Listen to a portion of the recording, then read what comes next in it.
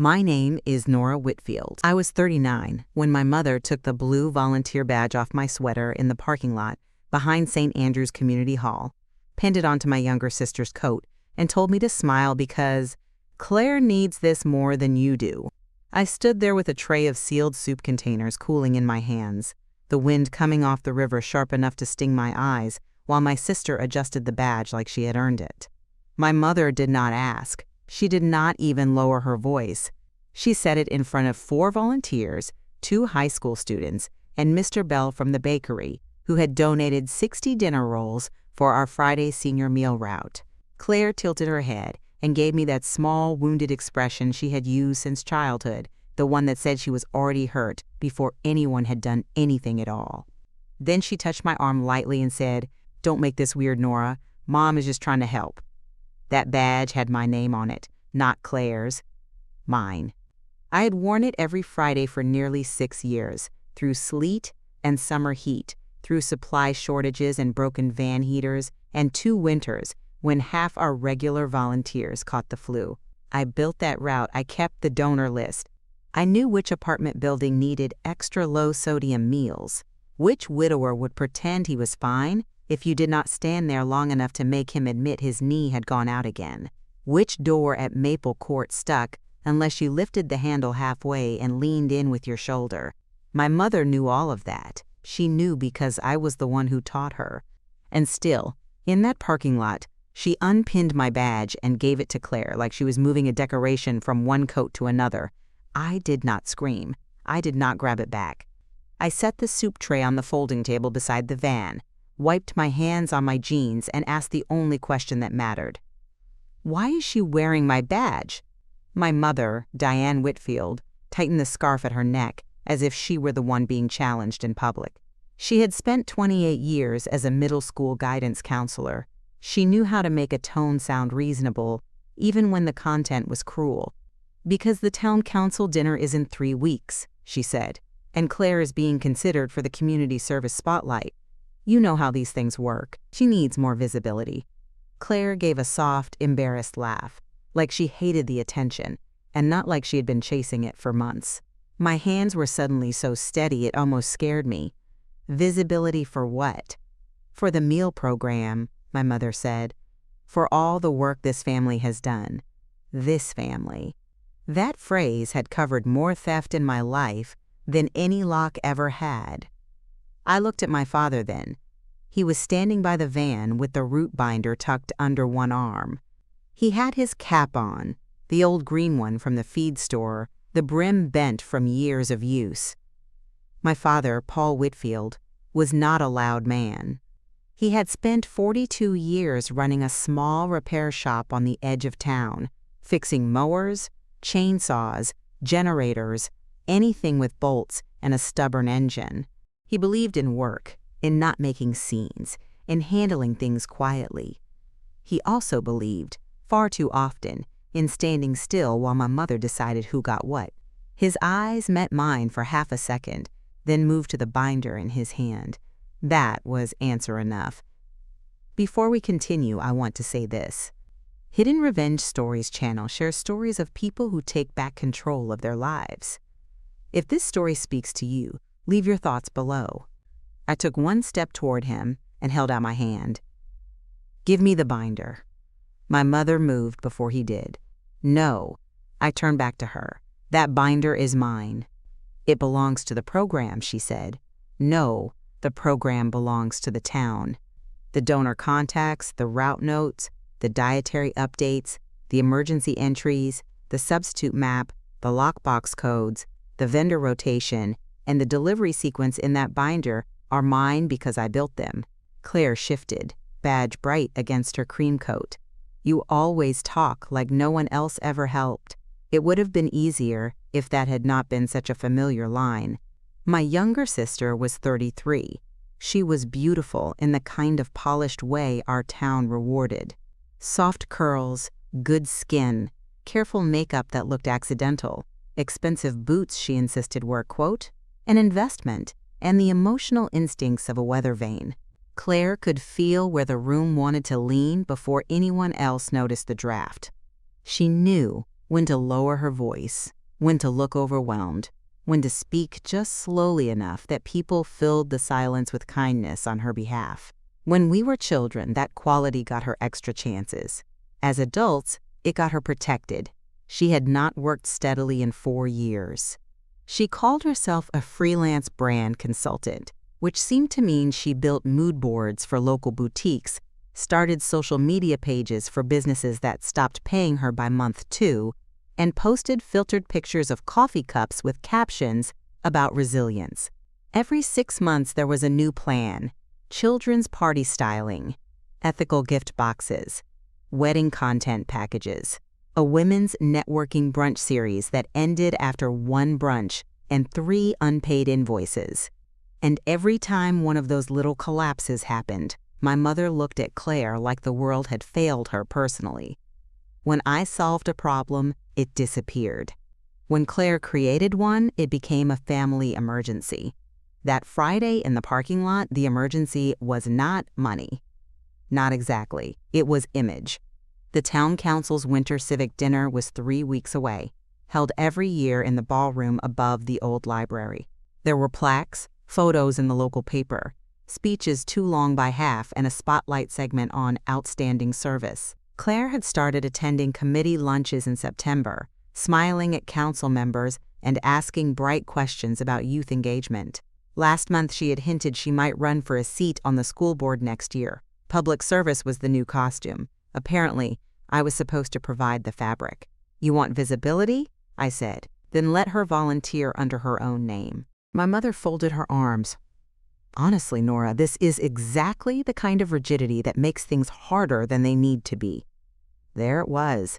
Not unfair, not dishonest, hard, because in our family, difficulty was always defined by how uncomfortable my objections made everyone else. The 2 high school volunteers were pretending to organize bread baskets while hearing every word. Mr. Bell had gone very still. Across the lot, the van engine clicked as it cooled. I took a breath and changed tactics. "Who approved this?" My mother's chin lifted. "I did." "That is not what I asked. Who approved changing the lead volunteer listing on the route?" Silence. That was my first clue that this had not gone through properly. The St. Andrew's Senior Meal Route was not just a church project, even if my mother liked to talk about it that way. The church kitchen hosted it.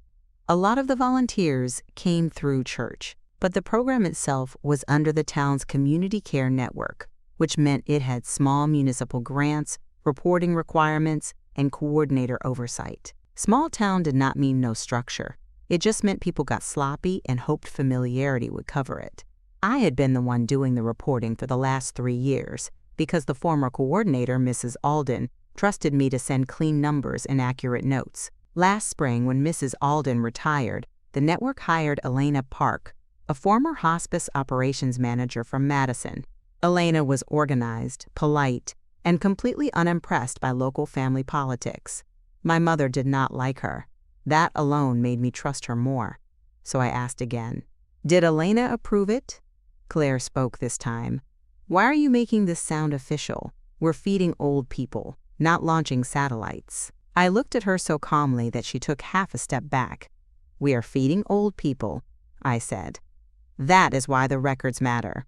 My father cleared his throat, which in our family usually meant he was about to say something too late and too softly to change anything. "Maybe we just get through today," he said.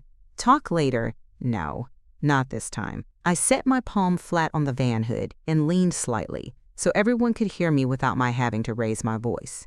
"I will not be listed on the route and then pushed out of it in the parking lot so Claire can play helper in front of a council photographer." Claire's face crumpled on cue. "Play helper?" My mother stepped in front of her like a shield. "Enough."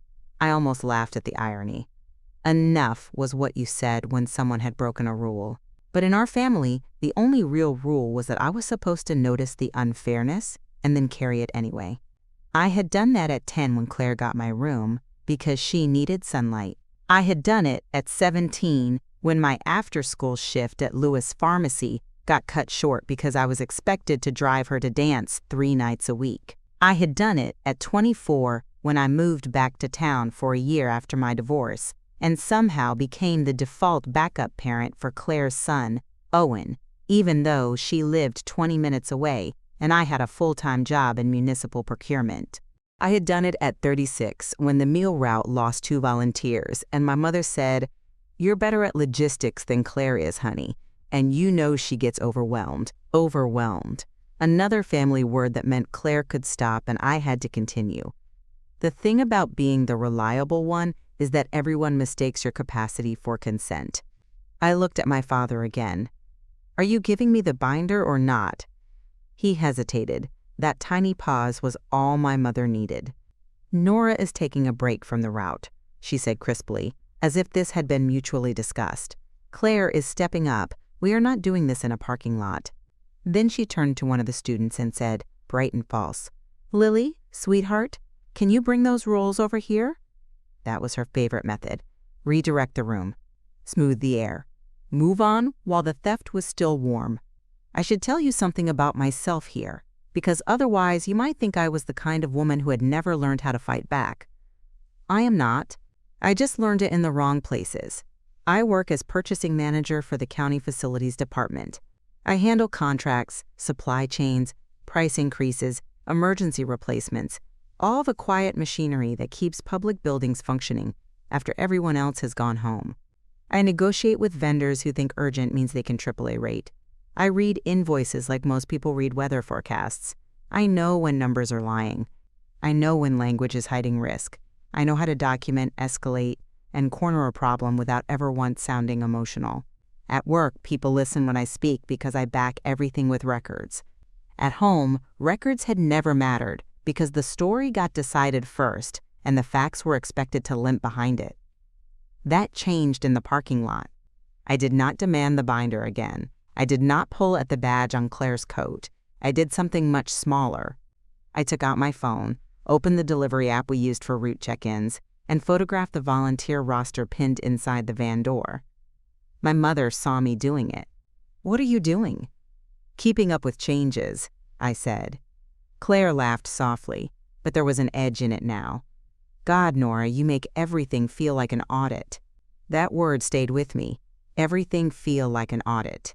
Because the truth was, if people started counting carefully, a lot of things in my family would stop looking like kindness and start looking like theft. I drove home without helping on the route. That had never happened before. For 6 years, rain or shine, even when I had a sinus infection so bad my ears rang, every time the van hit a pothole, I had gone. I knew every Friday turn. I knew the little white duplex where Mr. Hanley liked his meal left on the second chair, not the first.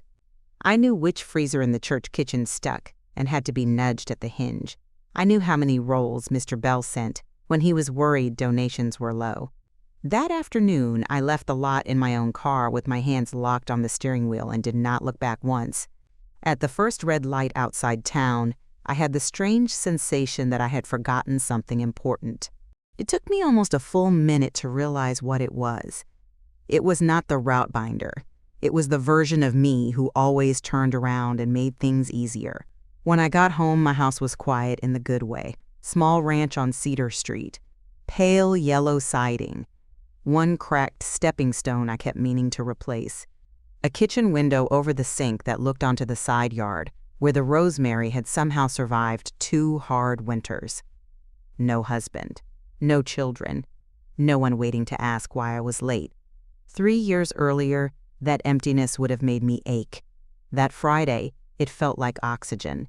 I set my keys in the blue ceramic bowl by the door, took off my coat, and stood at the counter without moving for a long time. My refrigerator hummed. The clock over the stove ticked too loudly. Somewhere outside, a dog barked twice and stopped. Then my phone buzzed. Not my mother, not Claire. Elena Park. I stared at her name for 1 beat too long before answering. "Elena? Hi, Nora." Her voice was brisk, but not cold. "I just got an automatic flag from the route app. It shows a lead volunteer change and a duplicate override request. Did you submit that?" "No." Pause. "Did Diane?" "I don't know what she submitted," I said. But she removed my badge in the parking lot and handed my route to my sister in front of the team. Another pause. Shorter this time, sharper. I see. I sat down at the kitchen table. That sounded like you see more than I do. I see that no approved personnel update came through my office. I also see that someone attempted to edit the lead volunteer field from a shared tablet at St. Andrews 43 minutes ago. I closed my eyes for a second. Shared tablet. Of course. My mother never understood that systems remembered things even when people tried not to. Elena continued, I'm going to ask a direct question. Are you stepping down? No. Are you willing to put that in writing? Yes. Good, send me an email tonight. Plain facts. Date, time, who said what, and confirm that you did not authorize a reassignment. Keep it clean. Clean, that was my language. My shoulders dropped for what felt like the first time all day. Okay. And Nora? Yes? If there is family pressure tied to the Civic dinner, include that too. My grip tightened on the phone. How did you know that? I've been in small-town administration for 11 months, she said. That is how I know. When the call ended, I did not cry. That might sound cold, but it was not. It was simpler than that. I had spent so many years absorbing family shocks and then translating them into acceptable silence that the sudden appearance of structure felt more stabilizing than sympathy. I opened my laptop. Subject line, unauthorized volunteer reassignment attempt. I wrote the email in 12 minutes. Date, time, location, witnesses, statements made, my non-consent, my continued willingness to serve in the role I had held, my concern that this was being done to increase my sister Claire Whitfield Mercer's public visibility ahead of the winter Civic dinner. I attached screenshots of the app log, including the volunteer roster photo I had taken in the parking lot. Then I did one more thing. I opened a new spreadsheet. Columns, date, event, who initiated, what was said, what was taken, who benefited, what I did next. I wish I could tell you I made that spreadsheet because I already knew I was preparing for a public reckoning. That would sound cleaner, stronger, more cinematic. The truth is smaller. I made it because I was tired of doubting my own memory every time my family called cruelty a misunderstanding. The first entry I typed was that afternoon in the parking lot. The second was from 7 months earlier, when my mother had asked me to cover the meal route on Claire's weekend because Claire had an important branding brunch and then posted photos online thanking Claire for never missing a chance to serve. The third was from the year before that, when I had taken Owen to urgent care for strep throat because Claire was in the middle of a client shoot, and my mother later told people Claire had handled a scary parenting night with such grace. By the time I got to entry 9, my tea had gone cold. By entry 14, I understood something I should have seen years before. My mother was not simply protecting Claire. She was building Claire, using my labor as raw material. 3 days after the badge incident, I got invited to Sunday dinner. That would not sound unusual in some families. In ours, it was strategic. My parents lived in the old white farmhouse on Dalton Road, the one with the wraparound porch and the swing my father had restrung twice. Sunday dinner, there had always been less about food than about narrative maintenance. Things got served, people got seated, and by dessert, everyone was expected to leave with the same official version of events. I almost said no. Then Aunt June called. June was not really my aunt. She had been my mother's best friend since college and had lived next door to us for most of my childhood. She knew which fence board I had broken at 11 trying to jump it with a bike, which prom dress I cried over because it arrived the wrong shade of blue, and which family silences were made of fear instead of peace. She also had the kind of voice that could sound gentle while delivering an order. "Go to dinner," she said, "and wear your face, Nora." That is not a sentence. It is in this family, I smiled despite myself. What does that even mean? It means don't go there already apologizing with your posture. That was June. No wasted poetry. Just blunt little truths that landed harder because they were accurate. So I went. The dining room smelled like roast chicken and thyme. My mother had put out the good green napkins and the oval serving dish she saved for holidays or important company.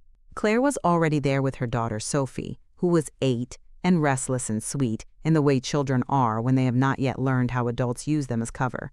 My father carved silently. My mother moved around the table with too much cheer. Claire wore my badge, clipped to the strap of her handbag. That almost made me laugh. Not because it was funny, because it was so nakedly absurd. She had turned my work into an accessory. My mother waited until the plates were full to begin. "You embarrassed everyone on Friday," she said, as if opening an ordinary topic, "especially those girls from the high school." I cut my chicken, set the knife down, and looked at her. "You removed my badge and gave it to Claire in public." "Because Claire is finally stepping up," she said. Claire let out a small sigh. I knew this dinner was a mistake. There it was, the old rhythm. My mother states. Claire softens. "I become the problem by responding. But once you have mapped a pattern, it is hard to be hypnotized by it again." "Did you submit a reassignment request to Elena?" I asked. My mother's fork paused halfway to her mouth. My father looked down. Claire's expression changed so quickly most people would have missed it. Annoyance first, then calculation, then the familiar sheen of injury. "So now you've dragged some administrator into this?" "Did you?" My mother set her fork down with great care. "Nora, not everything needs to go through channels." I almost said that was the point of channels, but I did not want to waste the line. Instead, I said, "That means no." Sophie asked for more potatoes. Claire served her with shaking hands, dramatic enough to be noticed. "You always do this," Claire murmured. "You act like paperwork matters more than family." No paperwork did not matter more than family. It only mattered more than lies. My mother leaned back. "The problem is that you never learn to be generous without keeping score." That line had been waiting for me for years. I could hear the history packed inside it. Every time I remembered, every time I did the work, every time I noticed whose name was attached to my effort and whose was not. In our family, memory itself was treated like a character flaw if it made other people uncomfortable. I looked at Claire's handbag, at my blue badge clipped there like a stolen ribbon. Then I said, very evenly, "You are not asking for generosity. You are asking for erasure." Nobody spoke for a moment. Even Sophie went still, sensing weather. My father finally said, "Let's just eat." There was his oldest prayer, "Let's just eat. Let's just get through this. Let's just not make Diane upset. Let's just pretend timing is the only issue and not truth." I turned to him. "Dad, do you know Elena called me?" He looked startled. "No. She knows the reassignment attempt was unauthorized." My mother's mouth tightened. Claire put her fork down. "Mom said you were taking a step back." "I did not. She said you were overwhelmed." "I was not." Claire looked to my mother then, quick and involuntary. It was enough. More than enough. Something hot and clean moved through me. Not rage. Recognition. My mother had lied to Claire too. Not because she cared what was fair. Because managing separate versions was easier than admitting she had simply chosen. That changed the room. My mother must have felt it because she straightened and moved to firmer ground. None of this would be happening if you could ever let Claire have one thing without turning it into a contest. That sentence would have worked on me 10 years earlier, maybe even 5, because it flipped the whole frame. Not theft, competition, not pattern, personality. But the spreadsheet was already in my head by then. Dates, incidents, outcomes. When people have spent years making you feel unreasonable, a timeline can sound like freedom. So I said, "What exactly is the one thing?" No one answered. "Is it the route I built?" Silence. "The donor list I maintain?" Silence. "The monthly reports I submit?" Silence. "The council dinner recognition she wants under my work?" Silence. Claire's eyes filled then, fast and bright. "I knew you'd ruin this." I looked at her for a long moment, then at Sophie beside her, swinging one small foot under the chair. completely unaware that grown women were using words like knives over her head. "No," I said quietly. "I think this was ruined before I got here." Then I stood, picked up my coat, and left before dessert. That was new too. I had spent most of my life staying long enough to soften the atmosphere I did not create. In the driveway, June texted me just 4 words. "Did you wear it?" I typed back. For once, yes. The week after Sunday dinner, the pressure changed shape. That is how these things usually work when a family system realizes the old methods are slipping. The direct demand fails, so the structure goes wider. More voices, softer tones, different angles, the same goal. By Tuesday, 3 people had called me about the Civic dinner. None of them asked what had happened in the parking lot. None of them asked why my badge was on Claire's bag. All of them asked some version of the same question. "Are you still coming?" Aunt Patty from Monroe asked first. "Your mother is under so much stress, honey. It would mean a lot if you'd just be there." Then my cousin Leah, who had not spoken to me in 6 months, sent a bright text. "Saw Claire is helping with the senior meals now. Love that for her. You two okay?" That one made me laugh out loud at my desk, not because it was funny, because it was so efficient. The transfer had already begun. Image moved faster than truth. I was at work when the 3rd call came. My phone buzzed while I was reviewing janitorial supply bids for the county library branch. I let it go to voicemail, then played it back with one ear while comparing solving costs. It was my mother. "Nora, call me back. Elena says the route assignment hasn't been changed because she needs more information. I don't understand why you're making a local volunteer matter into some formal issue.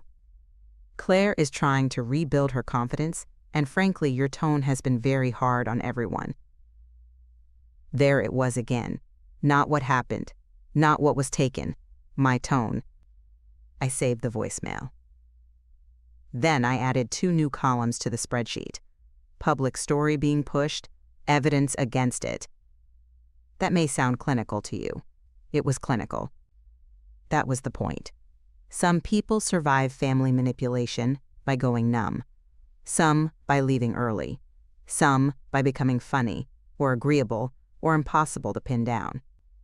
I survived by becoming precise. At noon, Elena emailed me a meeting request. Not dramatic, not urgent in wording. Just, "Would like 15 minutes tomorrow regarding route administration and volunteer documentation." I printed the message and slid it into the green folder I had started keeping in my bag. By then, the folder already held screenshots from the app-log copies of last quarter's meal reports, donor thank you emails addressed to me, a pantry inventory note in my mother's handwriting that read, "Ask Nora. She knows the freezer counts one blurry photo from last October of Claire posing by the van in a camel coat while I loaded 14 insulated carriers behind her, cropped out of the image entirely." That photo had been posted to the church page with the caption, "Claire Whitfield Mercer serving our seniors with such compassion." Compassion apparently looked a lot like someone else lifting heavy things out of frame. The next morning I met Elena at the small office above the community clinic. She was in a navy sweater, hair clipped back, reading glasses low on her nose. On her desk were 2 stacks. One was the route compliance folder. The other was thinner. My family, if I had to guess. She gestured to the chair. "Sit." I did. She folded her hands. "I'm going to keep this simple. Diane submitted a request Monday morning stating you had resigned from lead volunteer duties due to burnout and interpersonal instability." I stared at her. Not because I was shocked, because hearing it stated so plainly did something strange to the room inside my chest. It made the whole thing feel both uglier and more manageable. "Interpersonal instability," I repeated. Elena nodded once. Her phrase. I let that settle. Then I said, "I did not resign. I did not authorize any change. And if by instability she means I objected to having my name, work, and role transferred to my sister for public advantage, then yes, I was not compliant. The corner of Elena's mouth moved, not quite a smile. Good, that's the tone to keep in writing. She pulled a paper from the top stack. For the record, no role change will be processed. You remain lead volunteer. Also, because municipal grant funds support the program, false personnel reporting becomes my problem very quickly. There it was, structure, rule, consequence, not revenge yet. Not even close, but a floor under my feet. Thank you, I said. She tilted her head. Do you intend to continue on the route? That question mattered more than people might think. Because in families like mine, one of the things taken from you first is the right to remain without surrender. If I walked away, my mother would tell everyone I could not handle the pressure. If I stayed quietly, she would keep building Claire with my labor. If I stayed and objected, I became difficult. Every option had already been given a pre-written moral. I sat back and chose a fourth one. Yes, I said, I intend to continue, but I want clean boundaries and documented volunteer records going forward. No shared edits. No verbal reassignments. No badge swaps. No substitution without coordinator confirmation. Elena wrote something down. Done. Then she looked up. One more thing. The Civic Dinner Committee requested a short service summary on Claire Mercer for the Spotlight segment. That request came through the council office, not this program. They asked me to confirm her role. My pulse slowed instead of speeding up. Funny, what happens when fear turns into math? And I confirmed that as of today, Claire Mercer is a registered supplemental volunteer with 3 logged appearances and no lead assignment. 3 logged appearances. I thought of my mother clipping my badge to Claire's bag. I thought of Claire saying I made everything feel like an audit. 3 appearances. That was all the system had. No wonder they were rushing. I thanked Elena and walked out into the cold with the odd sensation that something invisible had just clicked into place. Not victory, alignment. By Friday, the meal route was chaos. Not because the seniors went unfed. Elena would never have allowed that. Not because Claire was incapable of handing over soup and rolls. Most people can perform care for one afternoon if someone else built the machine under it.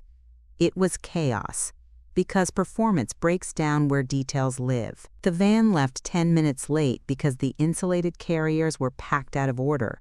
Apartment B at Maple Court got a diabetic meal instead of regular.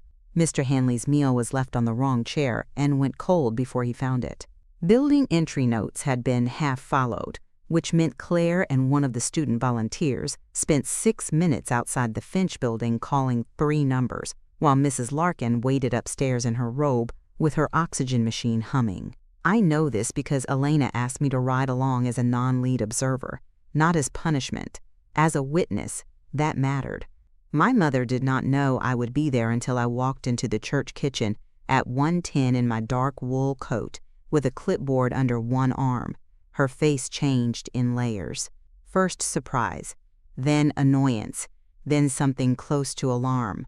Claire was at the prep table arranging bread baskets for no practical reason. Badge clipped properly to her cardigan now, hair curled, lipstick perfect. She looked like she had dressed for photographs, not freezer inventory. "You're here?" she said. "Yes. We thought you were taking some space." I set the clipboard down. "You thought wrong." My mother moved toward me with her smile already on, the public one. "We do not need another scene." I looked around the kitchen. The industrial sink, the dent in the freezer door, the volunteer board, 2 students taping labels to lids, Mr. Bell carrying in crates of rolls. Then I said, softly enough that only she could hear, "That depends on whether you make one." For a second, she looked genuinely startled. Not because I had spoken sharply, because I had spoken without asking to be believed. The route went out. I watched. I took notes where needed. Elena joined at stop 4, checked delivery logs, and said very little. Claire kept trying to perform warmth into every hallway. Hi, sweetheart, to 80-year-old women who did not know her. We're so glad to see you. To men whose names she checked on the route sheet half a second before speaking. That kind of care always shows its seams eventually. At stop 7, Mrs. Colby peered at Claire over her glasses and said, "Where's the tall one who remembers my cats?" "That would be Nora," I said. From behind her, Mrs. Colby brightened. "There she is." Claire laughed too quickly. "Nora's helping us out today." No, that was the old script too. My labor recast as assistants. I stepped forward, handed Mrs. Colby her meal, and said with perfect calm, "I'm the lead on the route. Claire is helping today." Mrs. Colby nodded as if the world had righted itself. Small thing, important thing. That afternoon, after the route, Elena requested updated log signatures from all active volunteers. My mother objected. "This feels excessive." Elena did not even blink. "Documentation is routine." Claire signed hers with a flourish. My mother signed with irritated precision. I signed last. When Elena took the pages, she tapped them into a neat stack and said, almost casually, "The council office may need clarification before the dinner materials go to print." Claire's pen froze in her hand. My mother said too quickly, "Clarification of what?" "Accurate service records." Silence filled the kitchen like water. I would love to tell you, my mother finally looked ashamed then. She did not. What she looked was inconvenienced. That was worse. The campaign shifted again after that. No one tried to take my badge openly anymore. Instead, they started trying to borrow my expertise without acknowledging my authority. My mother called Sunday morning, asking where the replacement soup ladles were stored. Claire texted Tuesday wanting the donor bakery schedule. My father left a voicemail Wednesday asking if I had handy the lockbox update sheet for the Finch building.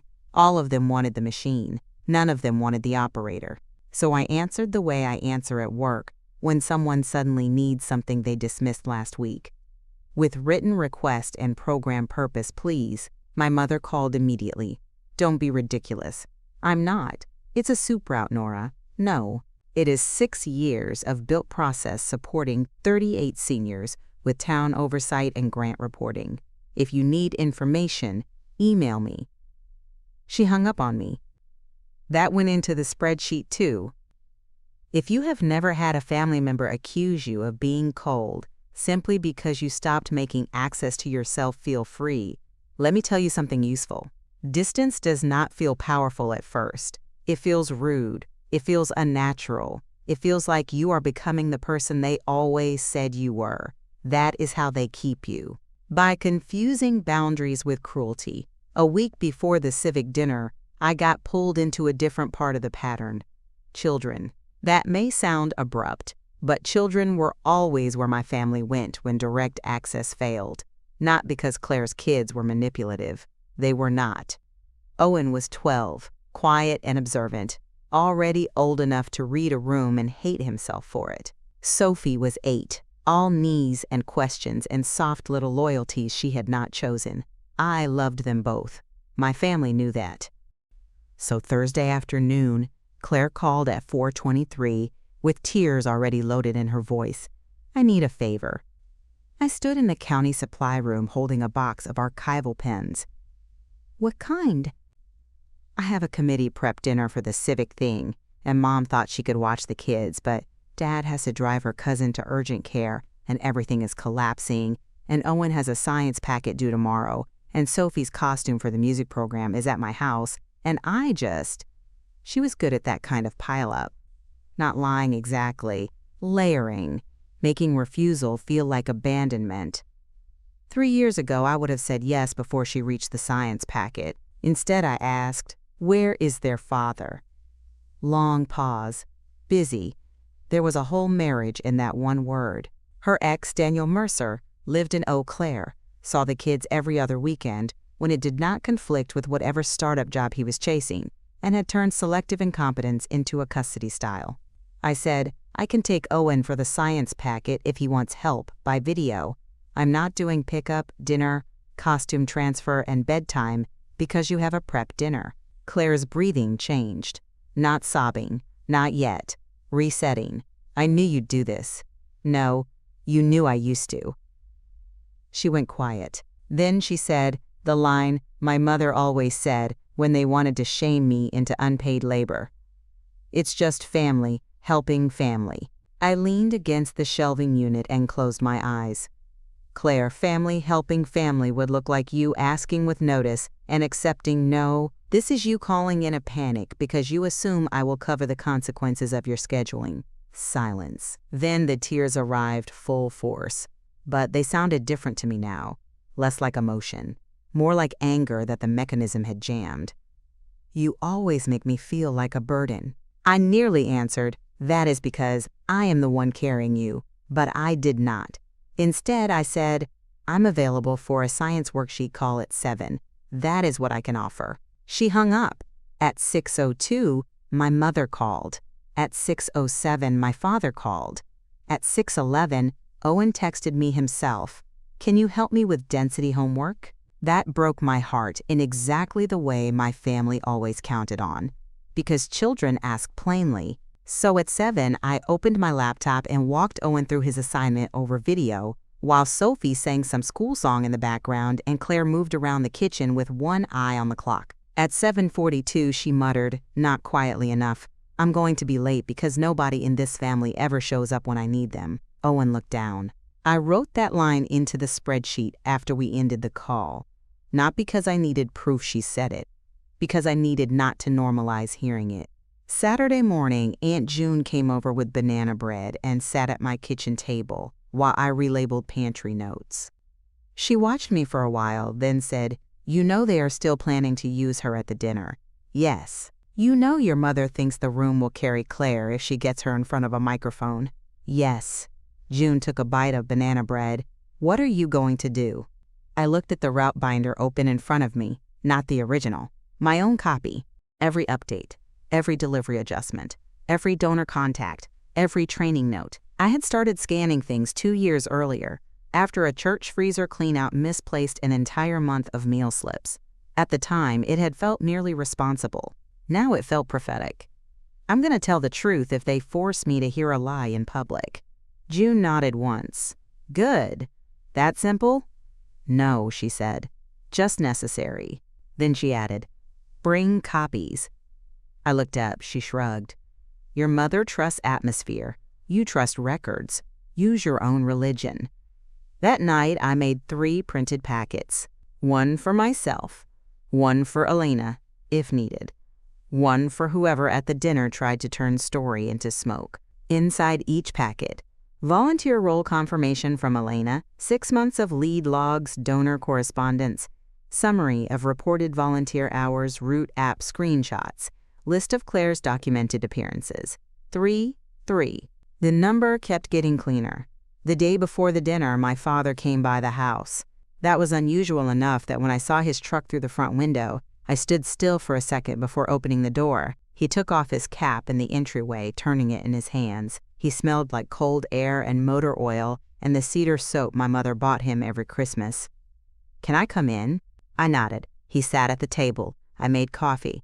Neither of us mentioned how familiar and unfamiliar that felt at once. Finally, he said, Your mother wants tomorrow to go smoothly. I poured coffee into his mug. That's not why you came. He looked tired in a way I had not fully noticed before. Not old, tired. As if years of stepping around conflict had finally started to cost him physically. She's angry, he said, about Elena, about the records, about people asking questions. Questions like who actually runs the program. He winced slightly. That was my father. Never dishonest enough to defend the lie cleanly. Never brave enough to stop it early. Then he said something I had not expected. Claire's in trouble. I sat across from him. What kind of trouble? He rubbed the side of his mug. Credit cards. Not ours this time. Her own. And 1 vendor account under the event committee's temporary line that should not have been used. I went very still. There it was. The structural crack. My father kept talking, eyes down. Your mother thought if the dinner went well, if Claire got some recognition, it might help her settle. Maybe get board support later. Maybe open doors. And who was supposed to carry that, I asked. Me again?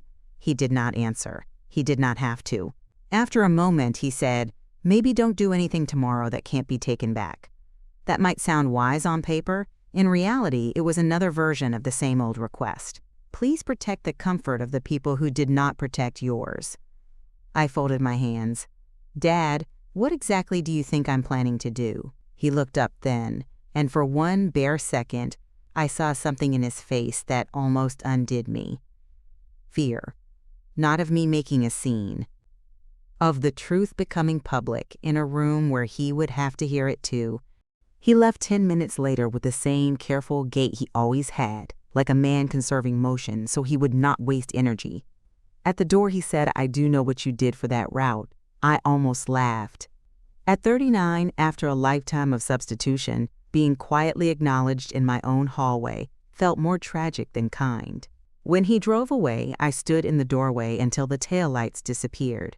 Then I went inside, put on water for pasta, and laid the document packets side by side on the table. Tomorrow was going to be public, not because I wanted spectacle, because my family had built this lie in front of witnesses.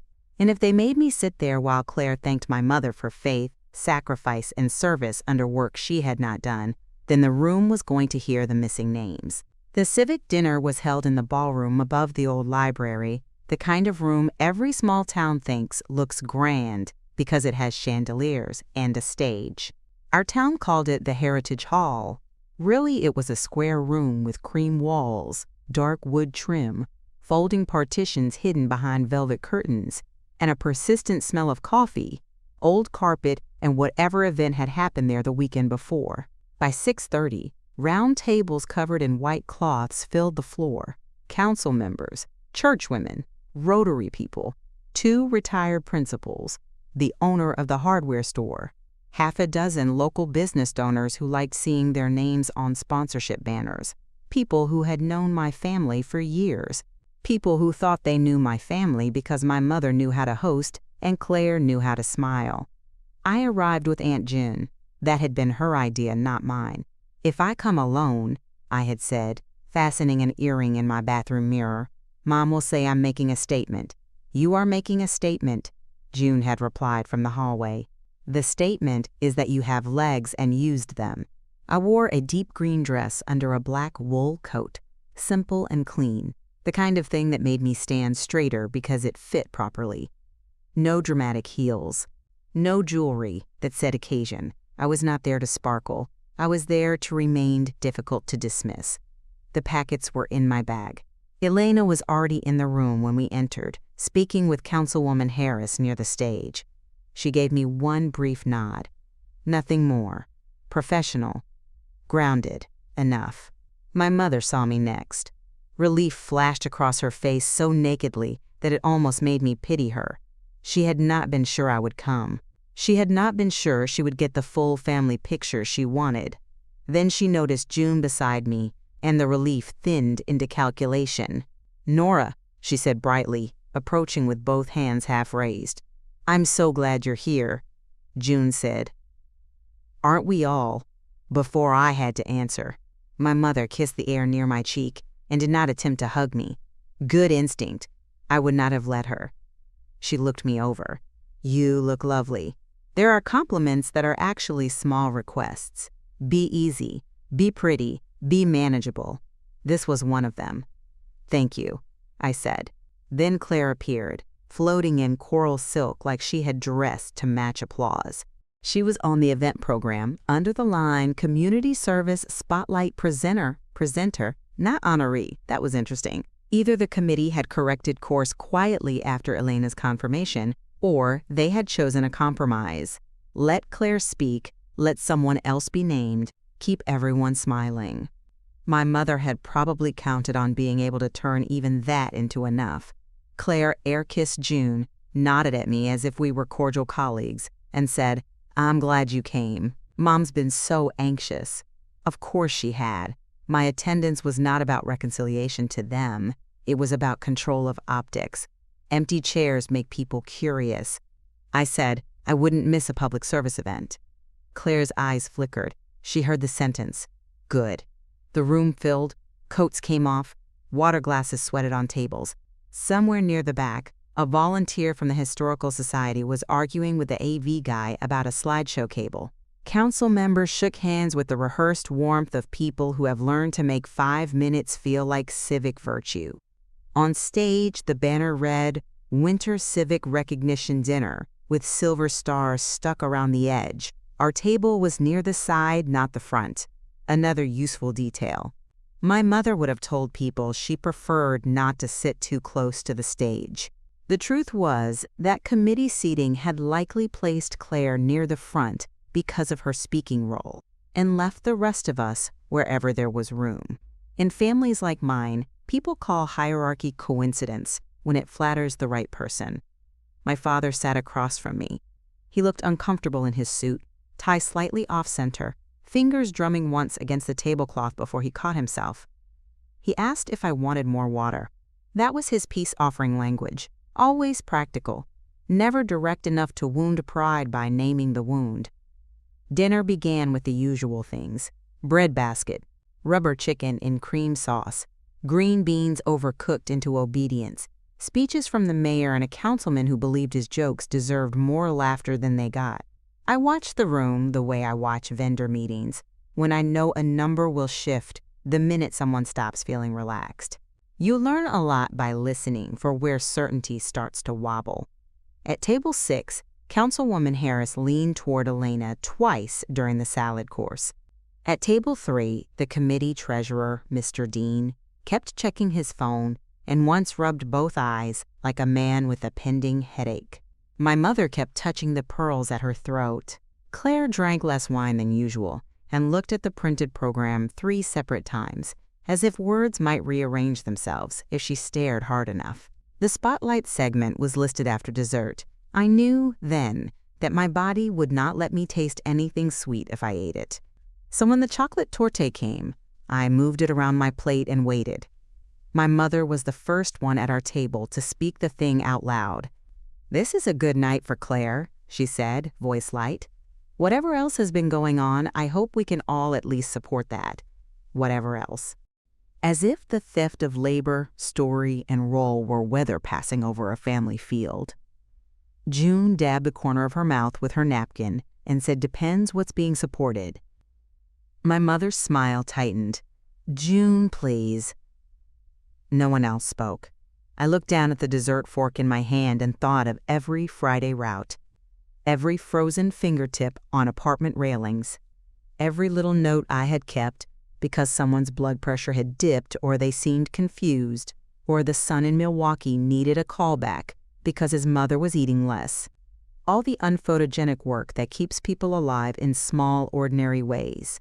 That was what my family had taken for granted, not just my time, the nature of my contribution itself. The fact that real service is repetitive, detailed, and often invisible until the wrong person tries to wear it like a corsage. The stage lights came up. Councilwoman Harris took the microphone first. She thanked sponsors. She thanked volunteers across all civic programs. She announced the Committee Scholarship Award.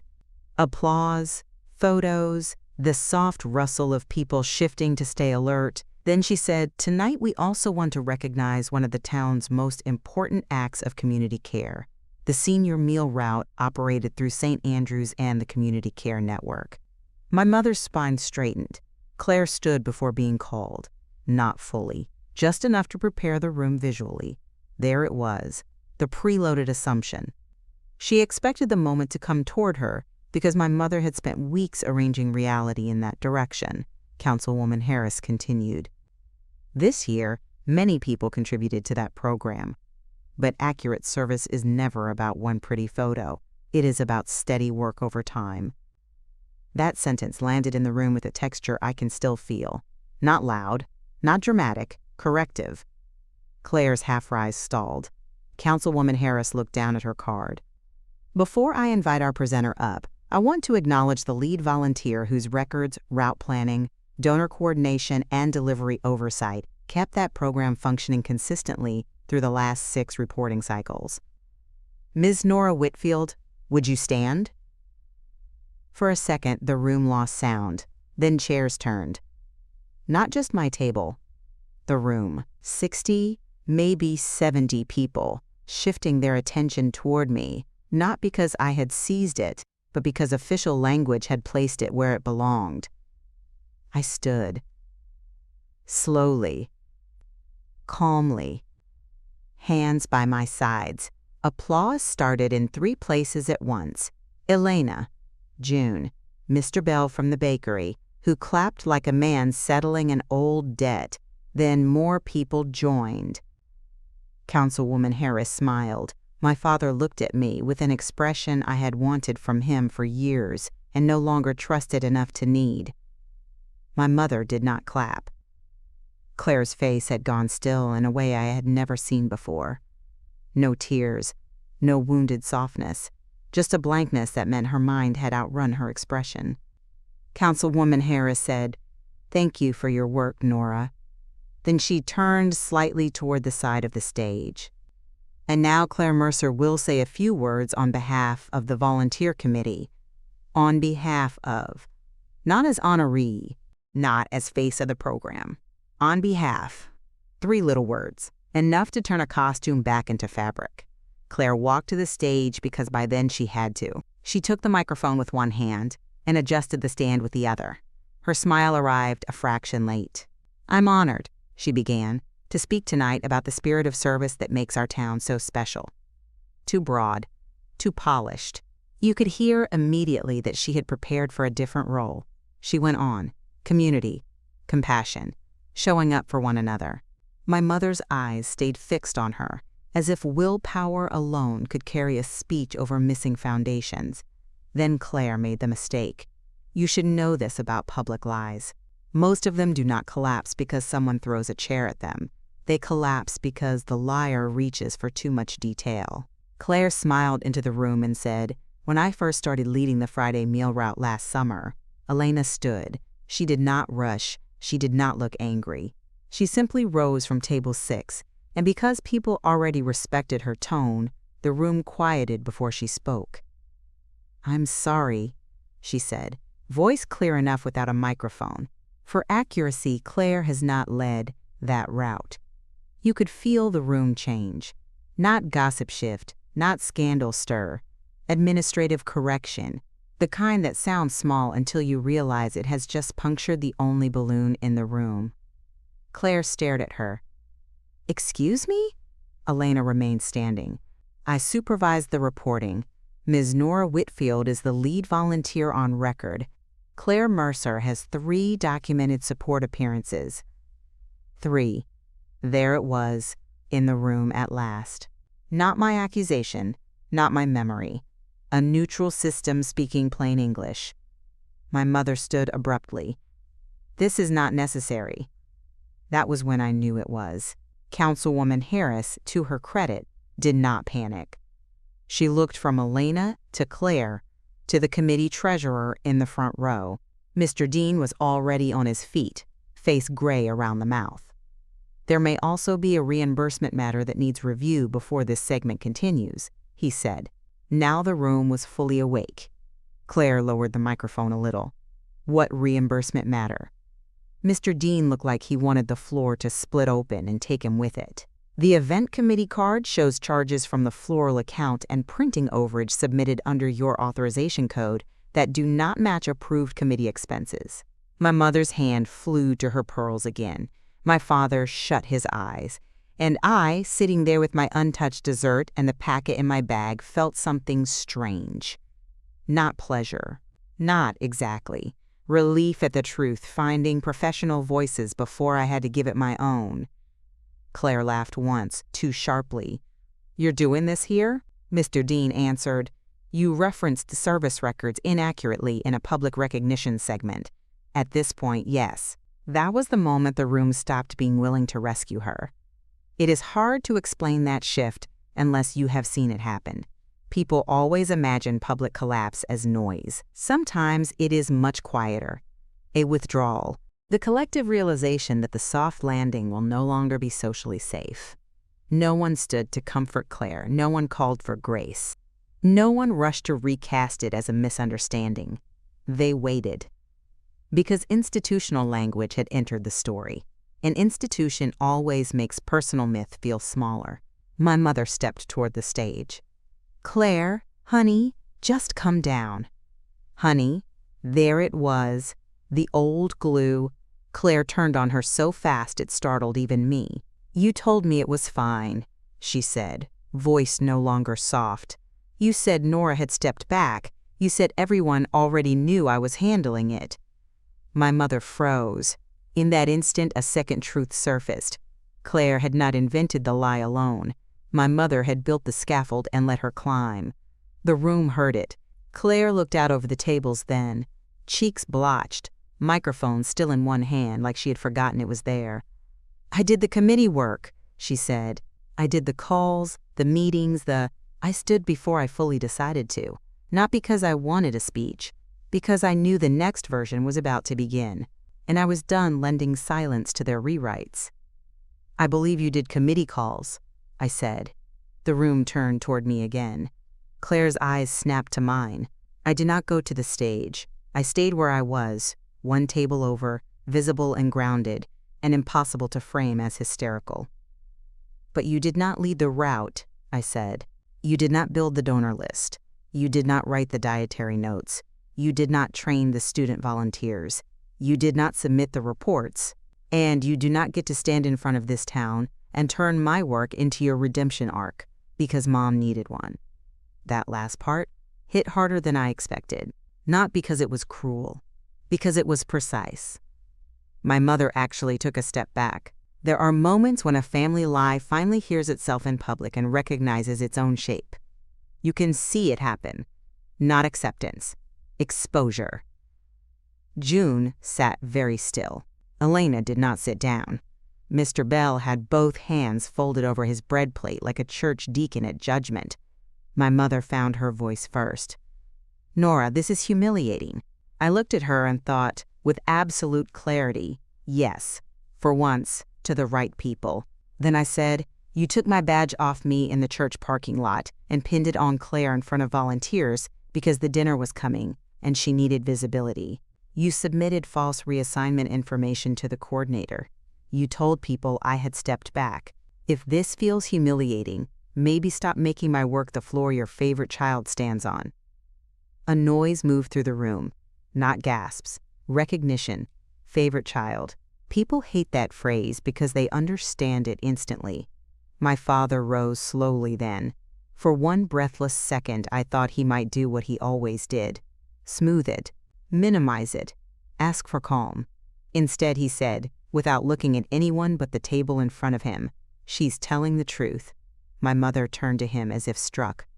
"Paul," he lifted his head, "and maybe this will sound small to you, after everything, but if you have lived your whole life with a man whose silence was the family wallpaper, hearing him say one honest sentence in public can feel like watching a wall crack. She's telling the truth," he said again. "Nora built that route. Diane, you should never have touched her badge. Claire, you should never have taken it." The room did not explode. It held. That was what made it unbearable for them. No storm to blame. No scene to condemn. Just facts stacking in clear air. Claire finally set the microphone down on the podium with shaking fingers. "I'm leaving." No one stopped her. My mother moved after her automatically, then stopped halfway, caught between daughter and audience, protection and optics, instinct and exposure. In the end, she went. Of course she did. The old system still owned her legs even when the room no longer believed it. The side door closed behind them. Councilwoman Harris cleared her throat and, to her lasting credit, said, "We'll pause the program for 10 minutes. No fake laugh, no script rescue, just administrative reality. People stood, chairs scraped, conversations started in low clusters all over the room. And that, more than the speech, was the collapse. Not everyone agreeing with me, not some cinematic public denunciation.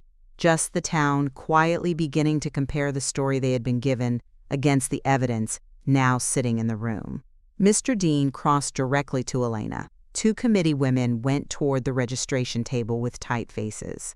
A donor couple near the back looked at the printed program, then at me, then at each other, in the unmistakable posture of people recalculating where credit had really belonged. June squeezed my wrist once. Good. My father sat down heavily, as if a beam inside him had finally given way. I stayed standing, because I had been stood on long enough. After the break, the dinner resumed without Claire. No one mentioned the spotlight segment again. The rest of the awards felt smaller somehow, like paper decorations left up after rain. When it ended, people came to me in ones and twos, not all brave, not all useful, but telling. Mr. Bell said, "I always knew those thank you notes were yours." Mrs. Keating from the Historical Society said, "I'm sorry I congratulated Claire last month." Councilwoman Harris said, "I'll need a clean summary of your service record Monday if you're willing." Willing. That word almost made me laugh. As if willingness had ever been my problem. I said yes. Then my father asked if we could speak outside.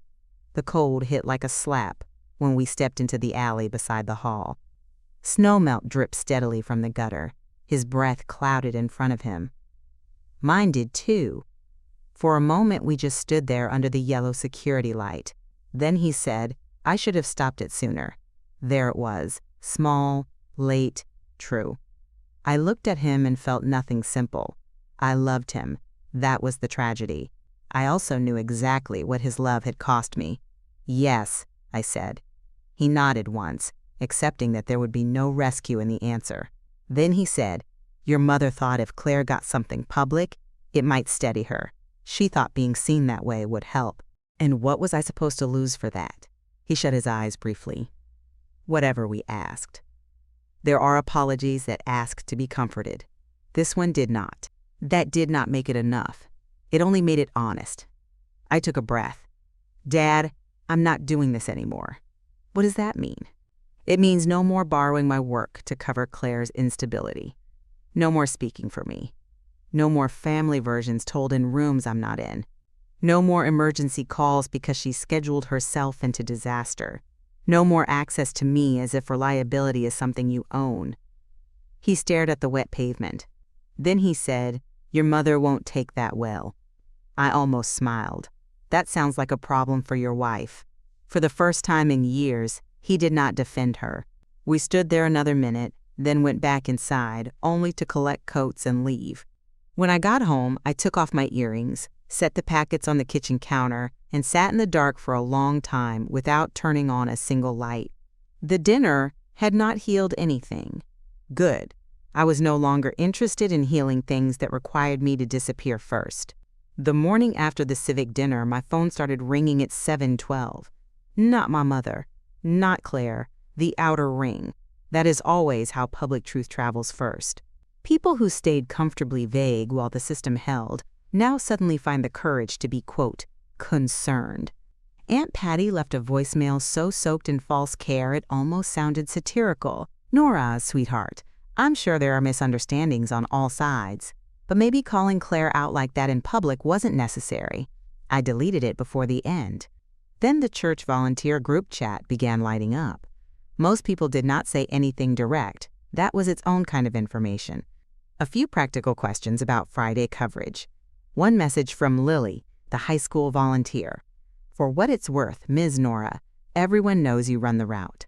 That one I kept. By 9:30, Elena had emailed the committee and copied me on a formal note. To avoid future confusion, attached, please find the current documented service structure for the senior meal route. Attached, my role. Claire's roll hours logged reporting lines temporary authorization policy clean. No adjectives, no family, no mercy disguised as vagueness. I read it twice and felt my spine settle. At 10:15, my mother finally called. I let it ring out. She called again, then texted. "We need to talk privately before people make this worse." That sentence tells you everything about her. Not before we hurt you more. Not before we lose each other. Before people make this worse, meaning before the audience hardens, before the town decides what kind of mother she is, before control leaves the room permanently. I typed back, "Email is best." Her reply came in under a minute. "I am your mother, not a vendor." I stared at that for a long time. Then I laughed. Because the truth was, vendors had usually treated me with more accountability. I did not answer. At noon, Claire wrote, a long text, 4 paragraphs, no direct apology. She said the dinner had humiliated her. She said I had weaponized technicalities. She said I should have known how fragile things were for her financially. She said Mom had only been trying to help. She said I had always resented how much people worried about her. That last line was the only honest one in the whole message, though not in the way she meant. I did resent it, not the worrying itself, the economy of it, the conversion rate by which Claire's distress became urgent and my effort became invisible. I did not reply. Instead, I opened the spreadsheet and added 3 more rows. If that sounds obsessive to you, understand this. Documentation is what it looks like when a person who has been rewritten too many times decides to keep authorship. That Tuesday, Councilwoman Harris called. She wanted to know whether I would accept a formal town recognition for senior service at the spring council meeting. I almost said no on instinct, not because I did not want it, because women like me are trained to distrust visibility. When it finally arrives cleanly, we assume there is a hook in it somewhere, a way it will be used later to call us ambitious, proud, difficult, hungry for praise. Then I thought of my mother pinning my badge to Claire's coat. I thought of my own name being erased in public and restored only because records existed. And I said yes. If the summary is accurate, Councilwoman Harris laughed softly. I suspected that would matter to you. It does. It should. That nearly undid me more than any apology had. It should. Not generous, not rigid, not too much. Should. The Friday route that week was quieter than usual. Word had spread, but in small towns, there is a difference between gossip and adjustment. Gossip likes flame. Adjustment likes ritual. The seniors still needed meals. The volunteers still needed assignments. The van still smelled faintly of bleach and bread. Claire did not show. My mother did, though. She arrived in a gray coat with no badge at all. For one irrational second, I thought she might apologize in the parking lot where she had taken mine. That would have been symmetrical, neat, the kind of correction stories like to imagine. She did not. She stood beside the van and said, "I'm here to help if I'm still allowed." Allowed. There was something almost funny in that word from her mouth. I looked at Elena, who had joined us for pre-route check-in. Elena said, "Support volunteers are welcome under lead direction." Lead direction, my mother heard it. Good. I handed her a crate of sealed desserts and said, "Maple Court first. Please don't alter the route order." She took the crate. That was all. No reconciliation music. No tears in cold sunlight. Just roll correction. Instruction where there had once been assumption. And maybe that sounds small, it was not. For the first time in our shared lives, my mother was helping inside a structure she did not control. At stop 5, Mrs. Colby opened her door, saw my mother behind me, and said, cheerful as anything, "Oh good, you finally came to watch Nora do it properly." I nearly choked trying not to laugh. My mother said nothing. The route went smoothly. Because systems do, once the wrong hands stop pretending they do not exist. That Sunday, my father came by again. Not with coffee, not with a plea, just himself and a folded envelope. Inside was my old badge, the real one, my name still on the strip. "I found it in Claire's car," he said. I turned it over in my fingers.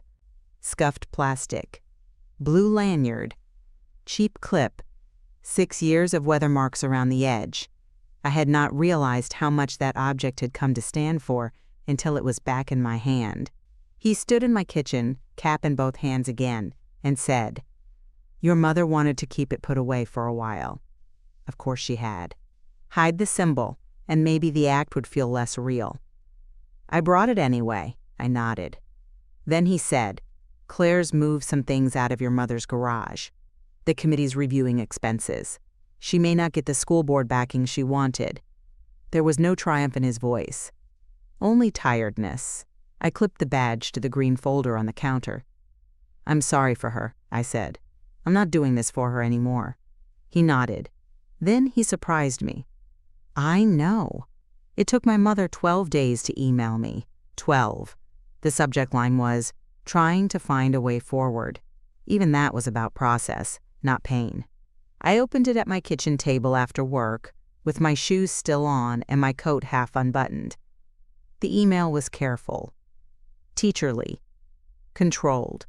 She said the dinner had not gone as anyone intended. She said she regretted the public discomfort. She said family pressures had made everything feel heightened. She said Claire had been under unusual strain. She said she could now see that, quote, "some role boundaries had been mishandled." Some role boundaries. That was how she named taking a daughter's work and public identity and pinning it onto the other daughter because it fit a narrative better. Then, near the end, the first real line appeared. "I should not have touched your badge." I read that sentence 3 times. It was not enough. It was also the first sentence she had written in her life to me that acknowledged a specific wrongdoing without immediately assigning it to atmosphere, timing, or my sensitivity. People like my mother do not leap into honesty. They inch, because each honest sentence threatens the entire architecture around it. I replied the next morning. Short. Plain. No heat. I said I had read her email.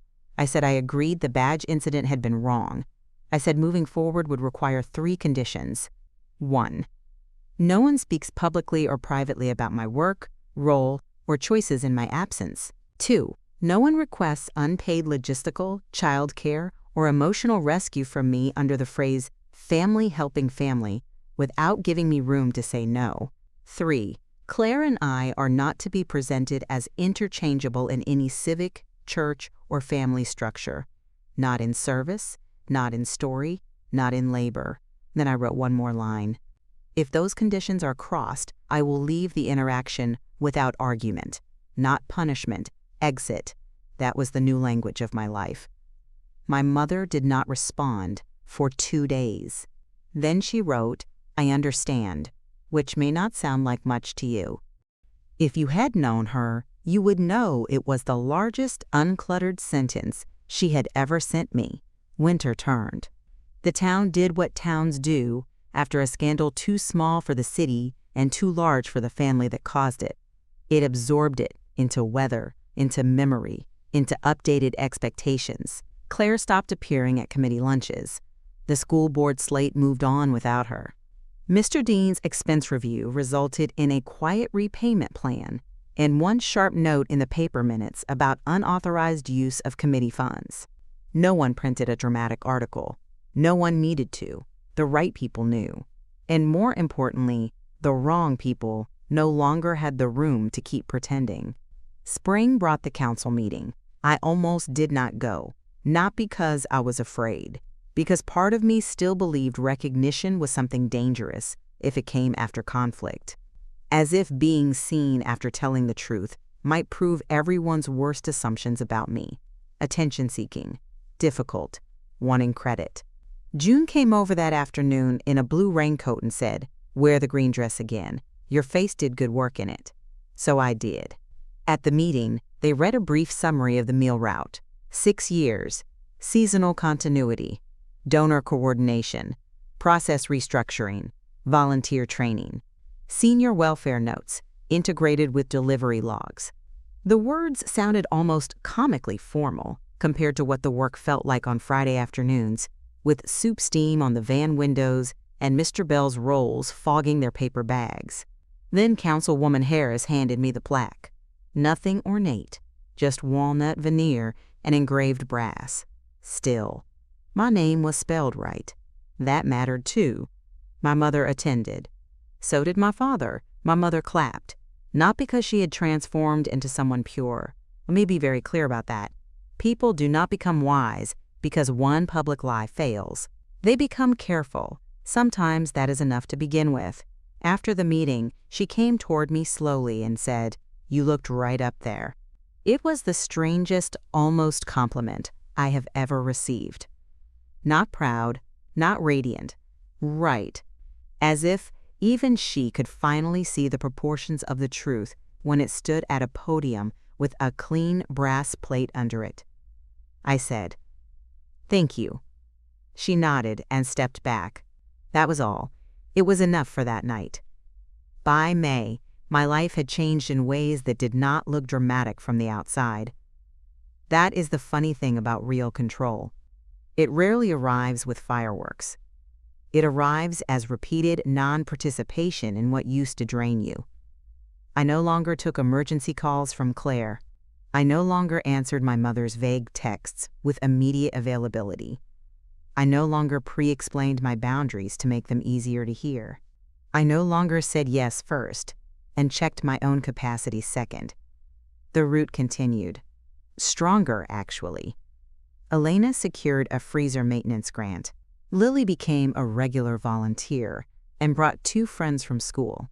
Mr. Bell added whole wheat rolls every 3rd Friday because Mrs. Larkin had mentioned digestion, and he took that kind of thing personally. At work, I applied for a regional operations role. I had been quietly qualified for years. I got it in June. More pay, more responsibility, 1 county over, 40-minute drive instead of 12, but worth it. The first thing I bought with the raise was not furniture or a trip or some dramatic freedom object. It was a new kitchen table. The old one still held too much of my paws. The new one was oak, solid, a little wider, enough room for paperwork, dinner, a vase, and my own elbows without feeling temporary. When it arrived, I sat there with coffee the next morning and realized something so simple it almost made me cry. No one in that room expected me to hold extra weight just because I could. That summer, Owen started biking to my house on Saturdays, not because Claire asked, because he wanted to. He was 13 by then, all long limbs and careful quiet, and he liked helping me sand the porch rail or sort hardware jars in the garage. One afternoon, while we were replacing the broken stepping stone out front, he said, "Mom says you like rules more than people." I kept my eyes on the level in my hand. "What do you think?" he considered. "I think you like people enough to make rules so they don't get dropped." I looked at him then. Children, if you leave them alone long enough, sometimes become the first honest adults in a family. "That," I said, "is probably the nicest thing anyone said to me in a while." He grinned, ducked his head, and kept spreading sand under the stone. Sophie came by sometimes, too. She still asked endless questions. She still loved glitter and strawberry milk and telling stories out of order. When she lost a front tooth in August, she ran across my lawn waving it in a tissue because apparently I was the kind of grown-up who took teeth seriously. I did. We made a tiny envelope for it and decorated it with stars. I tell you this because recovery is not only distance. Sometimes it is selective inheritance, keeping the children, dropping the pattern. Claire and I did not reconcile that year. I think you should know that. Stories like to rush toward hugs because they look clean on a screen. Real life does not. Claire sent one email in late September. It was shorter than the first one. She wrote, "I still think you could have handled it differently. But I know now that I was standing on work I didn't do. I don't know what to do with that yet. Not an apology, not nothing." I replied, "Then start there." She did not answer. That was fine. I was no longer building my peace out of other people's progress. By October, the rosemary by my kitchen window had gone wild again. The porch rail was repainted. The new stepping stones sat level. Friday routes had shifted to earlier drop-offs because daylight faded faster. I started wearing the blue badge again, not because I needed the symbol every week, but because I refused to let the memory of it belong to the theft instead of the work. One Friday after deliveries, Elena handed me a paper cup of coffee by the van and said, "You know, the weirdest part of all this?" "What?" "That everyone treated the badge like it was sentimental. The real issue was access." I smiled. Yes? She leaned against the van door. People always think the visible thing is the power. That stayed with me, because it was true of more than the route. My family had always treated the visible things as if they mattered most. Who looked softer? Who seemed more fragile? Who sounded nicer in a room? Who fit the image of need? But power had never been in the badge. It was in the records, the routes, the reliability, the systems, the willingness to stop providing them for free.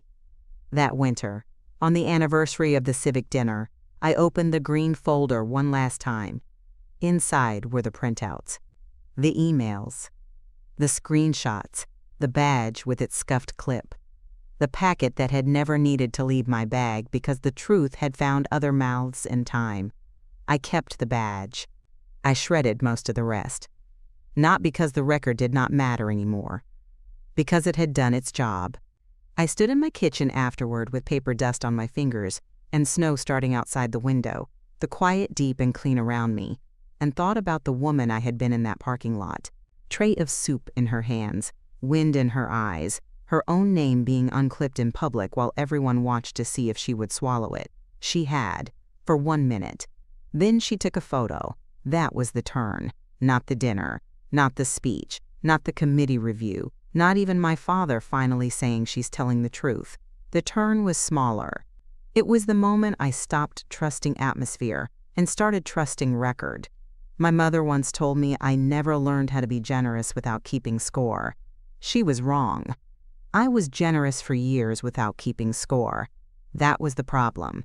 Because when you never keep score, people who benefit from you begin to believe the game has no cost. Now it does. Now the cost is access. The cost is distance. The cost is hearing the truth in a room where your old role cannot save you. And if you are wondering whether my parents ever begged me back, the answer is more complicated than a phone call and less dramatic than a movie. They did not get on their knees. They did not pound on my door. They did not suddenly become wiser than the pattern that built them. What they did was slower. They learned I could no longer be moved by guilt faster than they could be moved by honesty. My mother asks now before assuming. My father answers more directly than he used to. Claire speaks to me carefully, which is not love yet, but it is reality. And I live in a house where no one touches my name and hands it to someone else. That is enough. More than enough. Because control does not always look like revenge from the outside. Sometimes it looks like a woman standing in a church parking lot, realizing she is the system they have been exploiting, and calmly deciding to stop. That's the story. Thank you for watching. If you'd like to hear more, you can follow this channel. Don't forget to hit that little bell icon to be notified when a new video is uploaded.